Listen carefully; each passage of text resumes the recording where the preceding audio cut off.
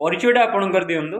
ମୁଁ ସଞ୍ଜୟ କୁମାର ରାଉତରାୟ, ବ୍ରାହ୍ମଣବାଟି ଗ୍ରାମ ପଞ୍ଚାୟତ ସରପଞ୍ଚ ତଥା କଣ୍ଟାଫଳ ବ୍ଲକ ସରପଞ୍ଚ। ଆଚ୍ଛା, ଯେହେତୁ 2025 ସରିବା ପାଇଁ ଯାଉଛି, କେମିତି କ'ଣ କାମ ଥିଲା ଆପଣ ଆଶା ରଖିଥିଲେ?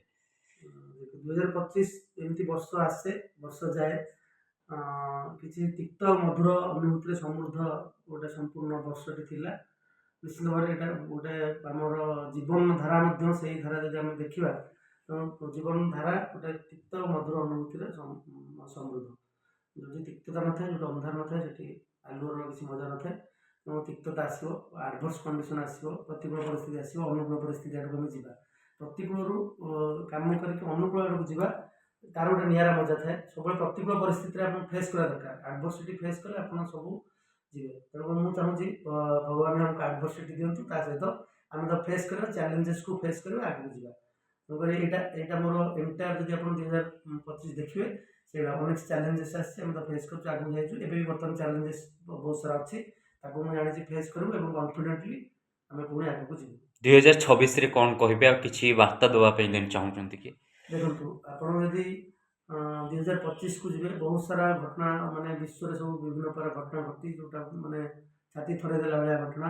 ଯେପରି ଆପଣଙ୍କର ୟୁକ୍ରେନ ରୁଷର ୱାର୍ କୁହନ୍ତୁ, ପୁରା ଯୁଦ୍ଧର ବିଭୀଷିକାର, ଯୁଦ୍ଧର ଘଟଣାଟା ପ୍ରତ୍ୟେକ ବିଶ୍ୱର କୋଣ ଅନୁକୋଣର ଲୋକଙ୍କୁ ଭାରି ମାନେ କଷ୍ଟ ଦେଇଛି।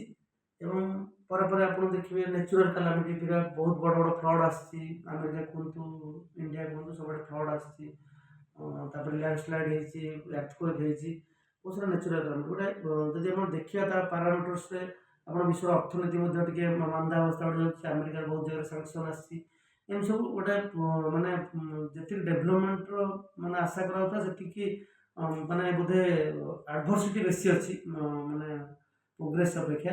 ତେଣୁ ସେଇଟା ହେଉଛି ଗୋଟେ କଥା। ଏବଂ 2026 ସମସ୍ତଙ୍କ ପାଇଁ ଗୋଟେ ନିଶ୍ଚିତ ଭାବରେ ନୂଆ ସ୍ୱପ୍ନ ଆଶା ନେଇକି ଆସିବ। ମୁଁ ଏହା ମହାପ୍ରଭୁ ଜଗନ୍ନାଥ ଆପଣ ପଞ୍ଚାୟତବାସୀରେ କ'ଣ କହିବେ, ଆପଣଙ୍କ ସାଙ୍ଗସାଥି ବା ଲୋକମାନଙ୍କୁ? ପଞ୍ଚାୟତ ପରିପ୍ରେକ୍ଷୀକୁ ଯିବି। ଦେଖନ୍ତୁ, ପଞ୍ଚାୟତ ଯେତେବେଳେ ଆପଣ ଗୋଟେ ଦେଶର ମାନଚିତ୍ର ଦେଖୁଛନ୍ତି ଏବଂ ଆମେ ପଞ୍ଚାୟତ ରହିଛନ୍ତି, ଗୋଟେ ପଞ୍ଚାୟତରେ ଯଦି ପ୍ରତ୍ୟେକ ଲୋକ ଖୁସି ରହିଲେ, ସେଇଟା ଅଲ୍ଟିମେଟଲି ରିଫ୍ଲେକ୍ଟେଡ୍ ହେବ ଆପଣଙ୍କର ବ୍ଲକକୁ ବ୍ଲକକୁ, ଡିଷ୍ଟ୍ରିକ୍ଟକୁ ଡିଷ୍ଟ୍ରିକ୍ଟକୁ, ରାଜ୍ୟକୁ ରାଜ୍ୟକୁ ଦେଶ। ଏଇଟା ପ୍ରତ୍ୟେକ ଗୋଟେ ଦେଶର ଏଇଟା ଗୋଟେ ମାନେ ଆମର ଗୋଟେ ଗଣତନ୍ତ୍ର। ଏବଂ ଗଣତନ୍ତ୍ରରେ ଏଇସବୁ ଧାରାରେ ଯଦି ଆମେ ଖୁସି ରହିଲେ, ଆମ ଦେଶ ମଧ୍ୟ ଖୁସି ରହିବ। ତେଣୁକରି ମୁଁ ଭାବୁଛି 2026 ମୋ ପଞ୍ଚାୟତବାସୀମାନଙ୍କ ପାଇଁ ଗୋଟେ ନୂତନ ସ୍ୱପ୍ନ, ଆଶା ଆଉ ସମ୍ଭାବନାର ମାନେ ବହ୍ନି ପ୍ରଜ୍ୱଳିତ କରିବ। ଏଥିରେ ସନ୍ଦେହର ଅବକାଶ ନାହିଁ। ଏବଂ ଗୋଟେ ନୂତନ ସୂର୍ଯ୍ୟ ଉଇଁବ ଏବଂ କିଛି ନୂଆ ଚିନ୍ତାଧାରା, ନୂଆ ଚିନ୍ତନ, କିଛି ଆତ୍ମସମୀକ୍ଷା, କିଛି ଆତ୍ମଚିନ୍ତନ, କିଛି ପ୍ରତିକୂଳ ପରିସ୍ଥିତି ଆସିବ। ପ୍ରତିକୂଳ ପରିସ୍ଥିତି ସାମ୍ନା କରି ନିଶ୍ଚିତ ଭାବରେ ଏକ ନୂଆ ସମ୍ଭାବନା ଆଡ଼କୁ ନିଶ୍ଚିତ ଯିବ, ମୁଁ ଏହା ଆଶା ରଖୁଛି। ଆଚ୍ଛା, ଆପଣ କିଛି ଧର୍ମପତ୍ନୀ, ତାଙ୍କୁ କ'ଣ କହିବେ, କେମିତି ଧନ୍ୟବାଦ ଦେବା ପାଇଁ ଚାହିଁବେ? ଧର୍ମପତ୍ନୀ ଦେଖନ୍ତୁ, ଧର୍ମପତ୍ନୀ ଆମେ ସବୁ ଗୋଟେ ମୁଦ୍ରାର ଦୁଇଟା ପାର୍ଶ୍ୱ ଭଳି। ଆପଣଙ୍କର ତେଣୁକରି ତାଙ୍କର ହେଲ୍ପ ଯେ women behind each and every successful man. ପ୍ରତ୍ୟେକ ମଣିଷ ପଛରେ, ପ୍ରତ୍ୟେକ ସକ୍ସେସଫୁଲ୍ ମଣିଷ ପଛରେ ନିଶ୍ଚିତ ଭାବରେ ତାଙ୍କର ଅବଦାନ ଥାଏ। ସେ ମା ରୂପରେ ହଉ, ଭଗିନୀ ରୂପରେ ହଉ, କିମ୍ବା ଜାୟା ରୂପରେ ହଉ। ଜାୟା, ଜନନୀ, ଭଗିନୀ, ଆମେ ତିନିଟା ରୂପ ମାଆର ଦେଖୁଛେ ଗୋଟେ। ତେଣୁକରି ସେଇ ରୂପରେ ସେ କେତେବେଳେ ଆସି ସାହାଯ୍ୟ କରନ୍ତି। ତେଣୁକରି ଆମେ ତ କେଉଁଠି ନା କେଉଁଠି ସାଙ୍ଗ ହୁଅନ୍ତୁ, ଆପଣଙ୍କର ସହଯୋଗୀ ହୁଅନ୍ତୁ, କେଉଁଠି ନା କେଉଁଠି ଆମର ଇନଭଲଭମେଣ୍ଟରେ ମହିଳାମାନଙ୍କ ସହିତ ଆମେ ରହୁଛେ। ଏବଂ ପତ୍ନୀ ତ ସହଜ ପତ୍ନୀ, ଆଉ ତାର ବିକଳ୍ପ ନାହିଁ। ଆଜିର ଯୁବପିଢ଼ି କ'ଣ କହିବାକୁ ଚାହିଁବେ? ଆଜିର ଯେଉଁ ନୀଚ ଅବସ୍ଥା ବା ଝିଅମାନଙ୍କ ଯେଉଁ ଅତ୍ୟାଚାର ଅନାଚାର ଦିନକୁ ଦିନ ବଢ଼ି ଚାଲିଛି 2025ରେ, 26ରେ କ'ଣ କହିବେ ସେମାନେ? ଦେଖନ୍ତୁ, ଅତ୍ୟାଚାର ଏଇଟା ଯୁଗ ଯୁଗ ଧରି ଥିଲା, ଏବେ ବି ଚାଲିଛି। କିନ୍ତୁ ଦୁର୍ଭାଗ୍ୟପୂର୍ଣ୍ଣ କଥା ହେଉଛି ଯେଉଁ ସୋସିଆଲ ମିଡ଼ିଆର ଯେଉଁ ଏଆଇ ବିଭିନ୍ନ ପ୍ରକାର ଆପଣଙ୍କର ଅଶ୍ଳୀଳତା ବାର୍ତ୍ତା ଦେଉଛି, ଆଉ ହାତ ପାହାନ୍ତାରେ ଡୋର୍ ଷ୍ଟେପ୍ରେ ଆପଣଙ୍କର ମିଳିଯାଉଛି ସବୁ ଜିନିଷ। ୟୁଟ୍ୟୁବରେ ହଉ, ଆପଣଙ୍କର ଇନଷ୍ଟା ହଉ, କି ଟେଲିଗ୍ରାମ ହଉ, କି ଫେସବୁକ୍ ହଉ, ଯେକୌଣସି ସୋସିଆଲ ମିଡ଼ିଆ ଆଉ ସେସବୁ ଅଛନ୍ତି, ସେମାନେ ସବୁ ଏଇ ଯେଉଁ ମାନେ ଆପଣଙ୍କର ଭଲ ଅପେକ୍ଷା ଯେଉଁଟାକ କନଷ୍ଟ୍ରକ୍ଟିଭ ମାନେ ଯେଉଁ ଚିନ୍ତାଧାରା ଅପେକ୍ଷା ସେଇଟା କ'ଣ କରୁଛି, ବହୁତ ଡେଷ୍ଟ୍ରକ୍ଟିଭ ଆଇଡ଼ିଆଜ ଗୁଡ଼ାକୁ ସବୁ ପ୍ରସାରଣ କରୁଛନ୍ତି। ଏବଂ ତା ଦ୍ୱାରା ଯୁବ ସମାଜ ବହୁତ ଭାବରେ ପ୍ରଭାବିତ ହେଉଛି ଏବଂ ତାର ପ୍ରତିଫଳନ ଘଟିଛି। ଛୋଟ ଛୋଟ ଟିକି ଛୋଟ ମାନେ ଶିଶୁମାନେ ଜୈନ ନିର୍ଯାତନା ଶିକାର ହେଉଛନ୍ତି। ଏବେ ଆପଣ ଗୋଟେ ନିଆଳିରେ ଏମିତି ଗୋଟେ ଘଟଣା ଘଟିଛି ଏ ଅଳ୍ପ ଦିନ ତଳେ। ଏମିତିଆ ସବୁ ବହୁତ ସାରା ଘଟଣା ଘଟୁଛି। ଏବଂ ତାକୁ କରିବା ହେଲେ ଆପଣଙ୍କର ଏଇ ଯେଉଁ ସବୁ ମାନସିକତାର ପରିବର୍ତ୍ତନ ଦରକାର। ଏଇଟା ଖାଲି ଆମେ ପାଟିରେ କହିଦେଲେ ଆମେ ଚିନ୍ତା କରିବା ହେଇଯିବନି। ଏଇଟା ଗୋଟେ ଜଏଣ୍ଟ ଆଣ୍ଡ ସେଭରାଲ ରେସ୍ପନ୍ସିବିଲିଟି, ସମସ୍ତଙ୍କୁ ଏଇଟା ମିଳିତ ପ୍ରୟାସ ଦରକାର। ତେଣୁ ଆମେ ଯଦି ମିଳିତ ପ୍ରୟାସ ନ କରିବା, ଆମେ ସମସ୍ତେ ଉଦ୍ୟମ ନ କରିବା, ଉଦ୍ୟମ ନେଇ ସିଦ୍ଧାନ୍ତି କାର୍ଯ୍ୟାଣୀ ନ ଚ ମନୋରଥେ ନହିଁ ସୁପ୍ତସ୍ୟ ସିଂହସ୍ୟ ପ୍ରବିଶନ୍ତି ମୁଖ୍ୟ ମୁଖ୍ୟ। ଅର୍ଥାତ୍ ଯଦି ଗୋଟେ ସିଂହ ଯଦି ତା ମୃଗ ପାଖକୁ ନ ଯିବ ବା ଶୋଇପଡ଼ିବ, ତା ପାଖକୁ ସେ ରାଜା ହେଲେ ମଧ୍ୟ ବଣ ରାଜା, ତା ପାଖକୁ ମଧ୍ୟ ଖାଦ୍ୟ ପହଞ୍ଚିବ। ତେଣୁ ଉଦ୍ୟମ କରିବା ଦରକାର। ଖାଲି ମୁଁ ଉଦ୍ୟମ କଲେ ହେବନି, ଆମେ ସମସ୍ତେ, ଆପଣଙ୍କର ଆମର ମିଡ଼ିଆ ହାଉସ୍ ଚତୁର୍ଥ ସ୍ତମ୍ଭ ହିସାବରେ ଆପଣଙ୍କର କର୍ତ୍ତବ୍ୟ ଅଛି। ତେଣୁକରି ଗଣତନ୍ତ୍ରରେ ସମସ୍ତଙ୍କ ଅଧିକାର ଅଛି ଏବଂ ସମସ୍ତେ ମିଳିମିଶି ଯଦି ଆମେ ଯିବା, ତାହେଲେ ଆ ଭିତରେ ହୁଏତ କିଛି ପରିବର୍ତ୍ତନ ଆସିବ। କିନ୍ତୁ ମୁଁ ଏ ନିକଟ ଭବିଷ୍ୟତରେ ସେମିତି କିଛି, ଯଦି ବାସ୍ତବ ଚିତ୍ର କଥା କହିବା, ନିକଟ ଭବିଷ୍ୟତରେ ସେମିତି କିଛି ଦେଖୁନି ଯେଉଁଟା ଗୋଟେ ରାପିଡ୍ ଟ୍ରାନ୍ସଫର୍ମେସନ୍ ହେବ।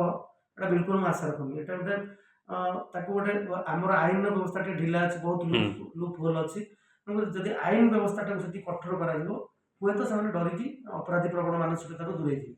ଆଚ୍ଛା, କେମିତି ସେଲିବ୍ରେସନ୍ କରିବେ 2026 ବିଦାୟ ଦେଖନ୍ତୁ, ମୁଁ ଦେବେ? 2026 ଇଂରାଜୀ 2026 ମୁଁ ଏତେ ଗୁରୁତ୍ୱ ଦଉନି। ଆମର ଯେଉଁ ଏପ୍ରିଲ ମାସରେ ଆମର ଯେଉଁ ଆସେ ପଣା ସଂକ୍ରାନ୍ତି, କି ଆମର ଯେଉଁ ନୂତନ ବର୍ଷ ଆସେ, କି ଏପ୍ରିଲ 1ରେ ଆମର ଯେଉଁ ଓଡ଼ିଶା ଗୋଟେ ସ୍ୱତନ୍ତ୍ର ପ୍ରଦେଶ ହେଇଥିଲା, ସେଗୁଡ଼ା ପାଳିବା, ଆମ ନିଜ ସଂସ୍କୃତିକୁ ବଞ୍ଚେଇବା। ଏ ଯେଉଁ ହେଇକି ଆପଣଙ୍କ ରାତି ଅଧରେ ଯାଇକି zero zero night. Night celebration, ସେ ଦାଣ୍ଡିଆ ନୃତ୍ୟ, ଏଗୁଡ଼ା ମୁଁ ପସନ୍ଦ କରେନି। ୱେଷ୍ଟର୍ଣ୍ଣ ସିଭିଲାଇଜେସନକୁ ପସନ୍ଦ କରେନି। ଆମର ଇଣ୍ଡିଆନ୍ ନେସନ୍, ଇଣ୍ଡିଆର ବେଦ ସଂସ୍କୃତିକୁ ଆଜି ବି ବହୁତ ସବୁ ସାରା ଜାଗାରେ ଗୀତାକୁ ବଡ଼ ବଡ଼ ୟୁନିଭର୍ସିଟିରେ ଅଧ୍ୟୟନ କରାଯାଉଛି। ତାର ଯେଉଁ ଗାରିମା ଅଛି ସେଇଟା ବିଶ୍ୱବ୍ୟାପୀ ଏବଂ ବିଶ୍ୱବିଦିତ ମଧ୍ୟ।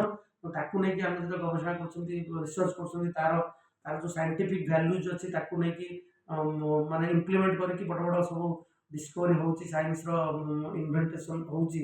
ତେଣୁ ଏଇଟା ହେଉଛି ଆମର ଯେଉଁ ଶାସ୍ତ୍ର ପୁରାଣର ଯେଉଁ ଗାରିମା, ଏହାକୁ କେହି ଏଇଟା ଅନସ୍ୱୀକାର୍ଯ୍ୟ ଏବଂ ଏହା ବହୁତ ଗୁଣରେ ମାନେ ଅଧିକା, ଏବଂ ଏହାକୁ ସମସ୍ତେ, ଏଇଟା ବିଶ୍ୱବ୍ୟାପୀ ପରିବ୍ୟାପ୍ତ ହେଉଛି ଏବଂ ଆଗକୁ ଯିବ।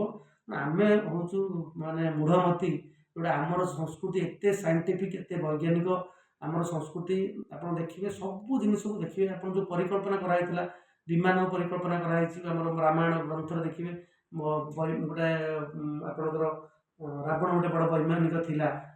ତାପରେ ରାବଣର ମଧ୍ୟ ବହୁତ ଭଲ କ୍ୱାଲିଟି ଥିଲା ଏବଂ ଏଇଟା ମଧ୍ୟ ଗୋଟେ ସେ ବହୁତ ପଣ୍ଡିତ ଥିଲେ। ତଥାପି ତାଙ୍କର ଯେଉଁ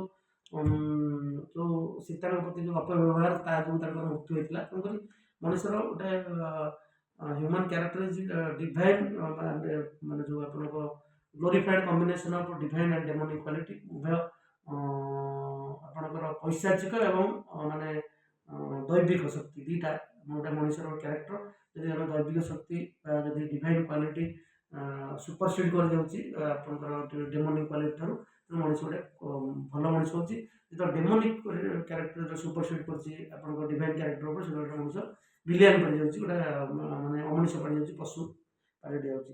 ତେଣୁକରି ଆଚାର ବ୍ୟବହାର, କାୟ ମନ ବାକ୍ୟରେ, in your words, in your thoughts, in your deeds, you should be perfect, you should be ମାନେ ସାଉଣ୍ଡ, ମାନେ ଆପଣ ଯାହା କହିବେ ସେଇଟା କରିବେ।